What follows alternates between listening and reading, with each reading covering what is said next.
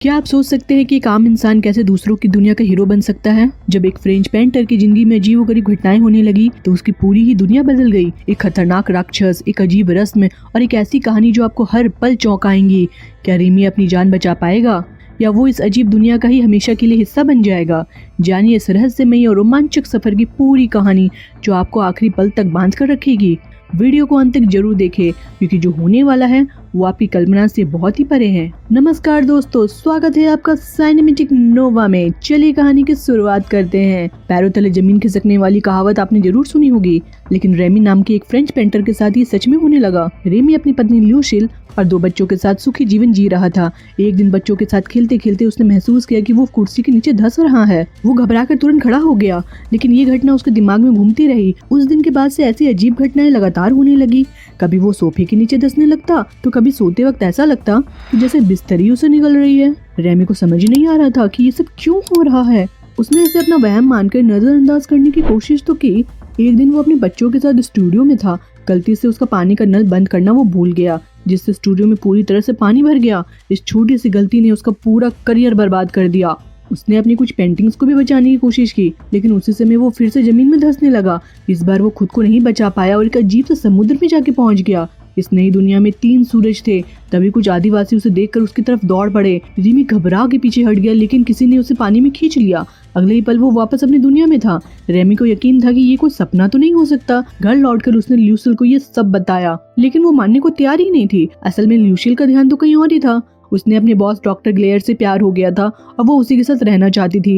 एक ही दिन में रेमी ने अपना करियर और अपनी पत्नी दोनों को खो दिए थे। उसने ल्यूसिल से शांति से बात करने की कोशिश की, लेकिन उसने रेमी के सामने ही डॉक्टर गैलर को भी घर बुला लिया। रेमी को लगा कि उसकी पत्नी अब उसे कोई सम्मान नहीं दे रही है। उसने हार मान ली और कहा कि वो कुछ ही दिनों में घर को छोड़ देगा। इसके बाद वो अपने परिवार से मदद मांगने गया। हालांकि उन्होंने उसकी बात सुनी, पर किसी ने ज्यादा ध्यान नहीं दिया। निराश होकर वो रसोई घर में कॉफी बनाने चला गया। तभी फिर से अजीब घटनाएं होने लगी। घर की बिल्ली अचानक हवा में जम गई। रेमी ने उसे पकड़ के हिलाने की कोशिश की, लेकिन वो ऐसी हो गई थी जैसे कोई खिलौना हो। रेमी को समझ ही नहीं आ रहा था कि उसकी जिंदगी इतनी अजीब और परेशान करने वाली आखिर बन क्यों गई है। रेमी ने घबरा के अपने परिवार वालों को आवाज लगाई, लेकिन जल्द ही उसे एहसास हुआ कि उसके आसपास की हर चीज थम गई है। समय जैसे एक ही जगह पे रुक चुका था। जमीन भी धीरे धीरे लिक्विड में बदलने लगी और रेमी एक बार फिर उसमें धंसने लगा। जब उसने अपनी आंखें खोली तो वो खुद को एक घने से जंगल के बीचों बीच पाया। उसने थोड़ा आगे बढ़ के देखा तो कुछ आदिवासी एक जानवर को मार के आग में पका रहे थे। रेमी ने उनसे मदद मांगने की कोशिश की, लेकिन उनकी नजर में वो खुद एक शिकार बन गया था। वे उसे पकड़ के खाना बनाने के लिए उसके पीछे दौड़ने लग गए। रेमी ने अपनी जान बचाने के लिए पूरी ताकत से दौड़ लगाई, जैसे कि कोई ट्रेन की रफ्तार से भाग रहा हो। थोड़ी देर में वो एक गांव के पास पहुंचा और वहां पर एक गुफा में जाके छिप गया। उसकी सांसें तेज चल रही थी, लेकिन उसने खुद को थोड़ी देर के लिए सुरक्षित महसूस किया। तभी अचानक एक जोरदार शक्ति ने उसे वापस खींच लिया। वो धड़ाम से अपने घर की रसोई घर में आ गिरा। सारी रसोई में सामान इधर उधर बिखर गया था। रेमी समझ ही नहीं पा रहा था कि ये सब क्या हो रहा है। उसकी जिंदगी जैसे एक अजीब रहस्य में क्यों उलझ गई थी।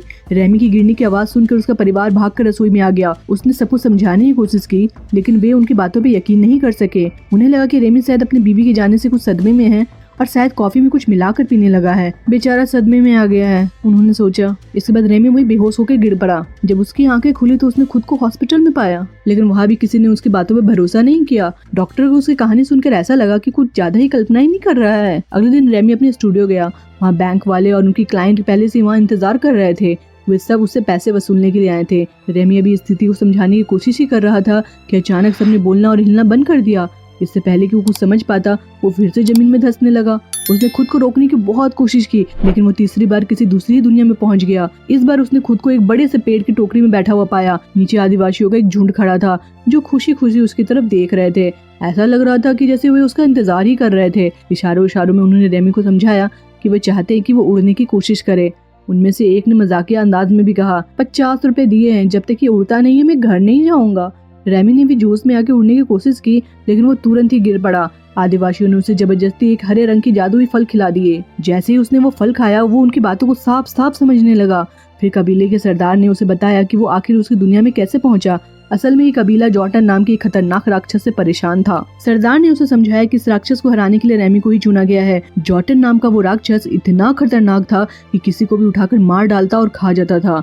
कबीले के विद्वानों ने अपनी प्राचीन किताबों में पढ़ा था कि केवल दूसरी दुनिया के एक आदमी ही उस राक्षस से उसे बचा सकता है, इसलिए उन्होंने तंत्र मन से उस हीरो को अपनी दुनिया में लाने की कोशिश की है। यही वजह थी कि रेमी के साथ ये अजीबोगरीब घटनाएं हो रही थी। वही इस कबीले का रक्षक था, लेकिन रेमी खुद को एक राक्षस से लड़ने लायक नहीं समझता था। आखिर जो आदमी अपनी पत्नी के आस्तिक को ही नहीं बीट पाया, वो राक्षस को कैसे ही मारेगा। रेमी ने कबीले की मदद करने से साफ साफ इनकार कर दिया, लेकिन आदिवासियों ने उसे मनाने के लिए एक चट्टान से उल्टा लटका दिया। फिर उसे एक गुफा में बंद कर दिया, जहाँ उसे राक्षस से लड़ने की योजनाएं बनानी थी। भूख से परेशान होकर रेमी ने गुफा में रखे एक तरबूज को उठाकर खा लिया। जैसे उसने तरबूज को खाया, वो अचानक अपनी दुनिया में वापस आ गया।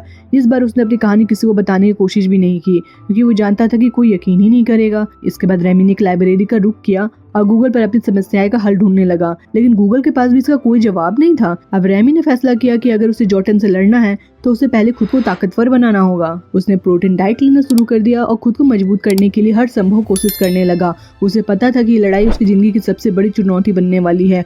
अगली बार जब रेमी दूसरी दुनिया में पहुंचा तो वो पूरी तरह से नए जोश और आत्मविश्वास से भरा हुआ था। कबीले वालों ने उसे तलवार सौंपी और उससे पूछा कि वो जोटन से कैसे बच सकते हैं। रेमी ने उन्हें सलाह दी कि वे सभी एक नए गांव में जाके बसे, और उसने रास्ते में उसकी सुरक्षा करने का वादा भी किया। कबीले की ये मान्यता थी कि जो भी गांव के बाहर कदम रखेगा उसके ऊपर बिजली गिर जाएगी। रेमी ने सबसे पहले सरहद पार करके दिखाया कि कुछ भी नहीं होगा। जब आदिवासियों ने देखा कि रेमी सुरक्षित है तो उन्होंने भी उसका अनुसरण किया। धीरे धीरे पूरा गांव सरहद पार करने लगा। अब सभी को यकीन हो गया था कि रेमी ही उसका सच्चा हीरो है। कुछ घंटों बाद जोटेन के 2 आदमियों ने उनका रास्ता रोक लिया और उन्हें वापस लौट जाने को कहा, लेकिन रेमी ने बहादुरी से उसका सामना किया। लड़ाई में तुक्के से ही सही, लेकिन उसने एक आदमी को मार गिराया। ये देख के आदिवासी और भी ज्यादा प्रभावित हो गए। थोड़ी देर बाद उन्हें खबर मिली जोटन उनके पुराने कबीले पर हमला करने वाला है। इस खबर ने सभी को चिंता में डाल दिया। रेमी जो अब खुद को इस जिम्मेदारी के लिए तैयार मानने लगा था, अपनी दुनिया में लौट आया। इस बार उसने युद्ध की कला और इतिहास के बारे में किताबें पढ़नी शुरू कर दी, ताकि वो जोटेन से लड़ने के लिए पूरी तरह से तैयार हो सके। उसे पता था कि लड़ाई आसान नहीं होगी, लेकिन अब वो हार मानने को तैयार भी नहीं था।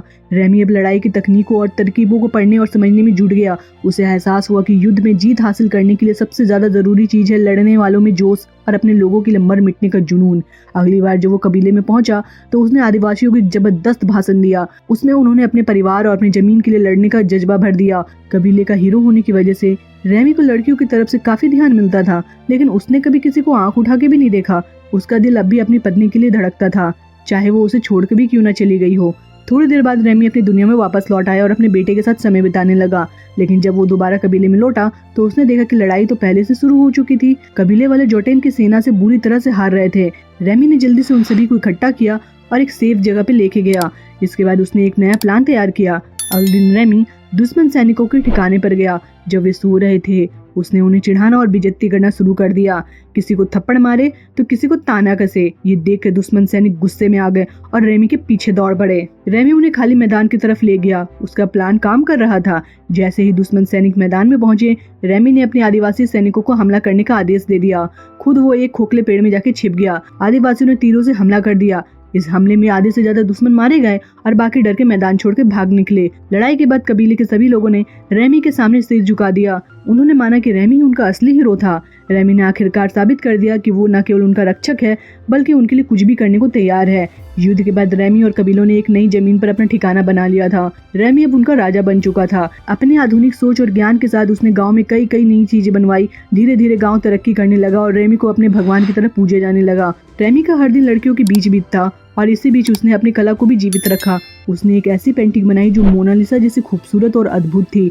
देखते ही देखते 6 महीने बीत गए। राजा बनने के बाद रेमी अब काफी बदल चुका था। पहले वो अपनी बीवी के बॉयफ्रेंड से बहुत डरता था, लेकिन अब तो रेमी को देखकर खुद गैलर के ही पसीने छूट जाते थे। एक दिन उन दोनों के बीच हाथापाई हो गई और रेमी ने गैलर की पिटाई कर दी। इस लड़ाई के बाद रेमी को एक अजीब सी शांति महसूस हुई, लेकिन वक्त के साथ साथ रेमी का घमंड भी बढ़ने लगा। सफलता उसके सिर पर चढ़ गई थी। वो अपने लोगों के साथ गुलामों जैसा व्यवहार करने लगा। शुरुआत में लोग उसका आदेश मानते रहे, लेकिन धीरे धीरे वो उसके खिलाफ बोलने लगे। जब रेमी को इस बात की भनक लगी तो उसने अपने लोगों से बात करने की कोशिश की। उन्होंने साफ कहा कि वो उनसे जरूरत से ज्यादा काम करवाता है और बदले में बहुत कम देता है। इस बात ने रेमी को एक सबक सिखाया। उसने फैसला किया कि वो अपनी गलती को सुधारने की पूरी कोशिश करेगा। अपनी दुनिया में वापस लौट एक पुराने दोस्त से मदद मांगी ताकि वो फिर से अपना स्टूडियो शुरू कर सके। उसने अपने घमंड को पूरी तरह से छोड़ दिया था। जल्दी उसकी जिंदगी में डेल्फिन नाम की एक औरत आ गई। दोनों एक दूसरे को पसंद करने लगे और उनके बीच की नजदीकियां भी बढ़ने लगी। लेकिन जैसे ही डॉल्फिन ने पहली बार रेमी को किस किया, वो एक बार फिर से दूसरी दुनिया में पहुंच गया। गांव के लोगों ने रेमी को एक बार फिर बुलाया, क्योंकि उसके अनुसार कबीले की मान्यता को पूरी करने के लिए जोटन को मारना जरूरी था। हालांकि रेमी इन सब में पढ़ना नहीं चाहता था, लेकिन आदिवासियों ने उसे जबरदस्ती जोटन की गुफा में धकेल दिया। गुफा के अंदर लड़ाई शुरू हो गई। जोटन के सामने रेमी कमजोर पड़ने लगा और ऐसा लगने लगा कि अब तो उसकी खैर नहीं। घबराकर उसने पास पड़ा एक भाला उठाया और यूं ही कहीं पे फेंक दिया। किस्मत से भाला सीधे जोटन की छाती में जाके लगा और राक्षस वहीं मर गया। जोटन को मरा हुआ देखकर सभी आदिवासी खुशी से झूम उठे, लेकिन इसके बाद उन्होंने आखिरी रस्म की तैयारी शुरू कर दी। असल में इस रस्म के तहत रेमी को भी मार के खाना था। जैसे ही रेमी को ये बात पता चली, वो अपनी जान बचाने के लिए जंगल की तरफ भागा। लेकिन जिस बूढ़े व्यक्ति ने उसे तंत्र मन से इस दुनिया में बुलाया था, उसने एक तिलस्मी चीज को आग में फेंक दिया। ये चीज जल के खत्म हो जाती तो रेमी कभी भी अपनी दुनिया में वापस नहीं लौट पाता। भागते भागते रेमी जल्दी पकड़ा गया और अब तो उसका अंत करीब था। लेकिन तभी भीड़ में मौजूद किसी ने जलती हुई तिलस्मी चीज को उठाकर पानी में फेंक दिया। इसकी वजह से रेमी अचानक अपनी दुनिया में हॉस्पिटल में अपने परिवार के पास पहुंच गया। हॉस्पिटल में ल्यूसिल और डॉल्फिन दोनों ही मौजूद थे। जब डॉल्फिन को ये पता चला कि उनका डाइवोर्स अभी तक फाइनल नहीं हुआ है, तो उसने रेमी से फिलहाल दूर रहना ही बेहतर समझा। रेमी को मरता देख के ल्यूसिल को एहसास हुआ कि वो अभी भी रेमी से बहुत प्यार करती है। उसने खुद माना कि बॉस के साथ उसका चक्कर बहुत बड़ी गलती थी। लेकिन रेमी, जो अब एक सख्त इंसान बन चुका था, उसने मुस्कुराते हुए कहा, ओके दीदी, बाय बाय। दूसरी तरफ आदिवासियों ने रेमी का एक विशाल का स्टैचू बनवाया और उसे हमेशा के लिए अपना हीरो मान लिया। आखिर में हमने देखा कि ल्यूसिल अपने बच्चों के साथ एक बीच पर था। उन्होंने एक बार फिर से अपनी नई जिंदगी की शुरुआत करने की कोशिश की। क्या रेमी को ल्यूसिल पर दोबारा भरोसा करना चाहिए? अपना जवाब कमेंट में जरूर दे। दोस्तों, उम्मीद करती हूँ कि आपको ये कहानी जरूर पसंद आई होगी। अगर आपने ये वीडियो